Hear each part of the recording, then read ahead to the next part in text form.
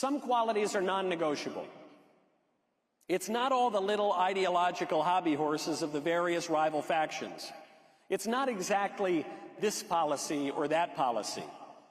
The qualities that distinguish the right, that set the standards for the team, are broader than that. To be on the team, in my humble opinion, you have to love our country. Is that simple enough?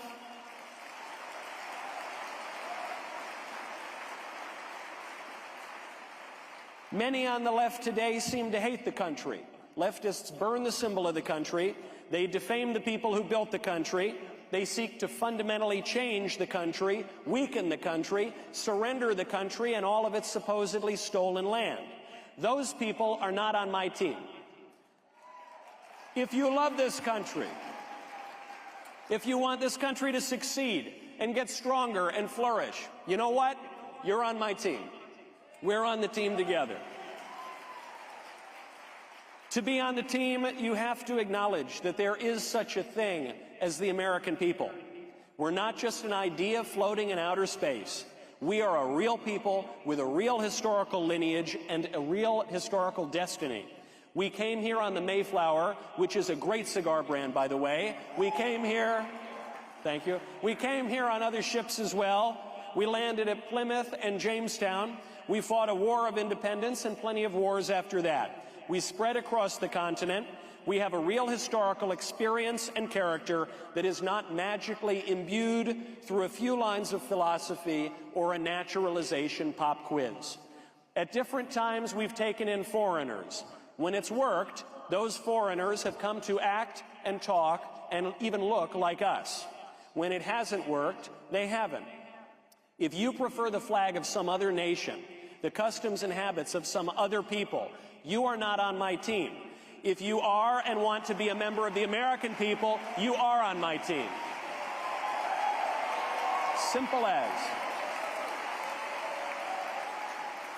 To be on the team, you have to believe certain things.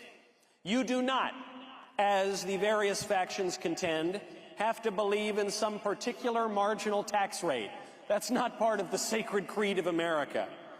You do not have to believe in some mid to late 20th century slogan about diversity being our strength or America being a nation of immigrants. You do not have to cling to the specific economic orthodoxy of the 1980s. You do not need to worship at the altar of the free marketplace of goods or ideas or anything else. You can, I'm open to that, but the American creed, the conservative creed, is more expansive and responsive than all of that.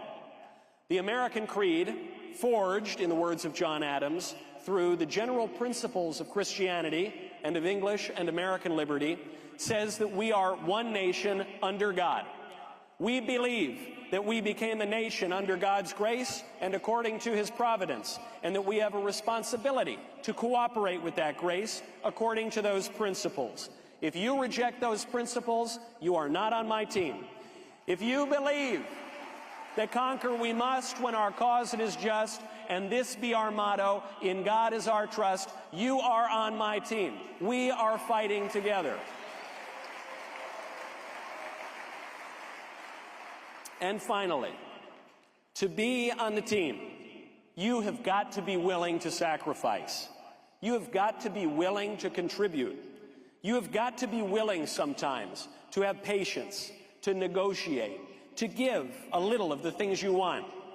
There are plenty of people who are attracted to politics because of what it offers them: fame, money, entertainment. They'll say anything to get another view or make another buck. They don't ever help elect lawmakers. They don't ever help get policy passed. They don't ever work to get out the vote. Sometimes they even discourage civic engagement if it makes for more titillating content. I have no use for those people. Our friend Charlie was entertaining. His enterprises were profitable, and he rightly earned a lot of fame. That was not what drove him. That was not even close. For every viral debate clip that you saw, every podcast or interview that popped off, Charlie was driving countless conversations, negotiations, campaigns behind the scenes. doing everything he could to make sure the wheels didn't come off the wagon of American conservatism, that we kept moving forward, always driving toward the goal of advancing the right, improving the country. Younger generations will take charge, and the youngest political generation, the Zoomers, will demand solutions to the specific political problems they face in employment, in housing, in a fraying social order. We need to give them answers. They deserve answers, and they are the future of this country, and if the conservative movement is to have any future, it needs to bring them in. Conservatives, a lot of Zoomers in the audience, I see. Conservatives can either confront these new challenges with humility and patience, hearing each other out and refining our message and our vision to match our moment, or each faction can demand all or nothing, retreat to its corner, mumble the same old shibboleths, and hand the country over to the people who would destroy us all together. The worst thing about it is that it works. Some people really matter, and it matters when you take them out. And I pray that this will be the exception. I pray that the right can sort out its differences with patience and grace and plot a path forward that leads us all to victory.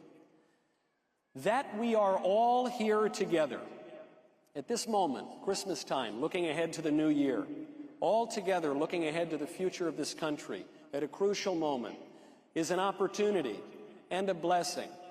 And I am reminded that. Blessed are those who mourn, for they shall be comforted. Blessed are the meek, for they shall inherit the earth. Blessed are those who hunger and thirst for righteousness, for they shall be satisfied. Blessed are the merciful, for they shall obtain mercy. Blessed are the pure in heart, for they shall see God. And blessed are the peacemakers, for they shall be called sons of God. God bless Charlie and the Kirk family. God bless all of you. Thank you.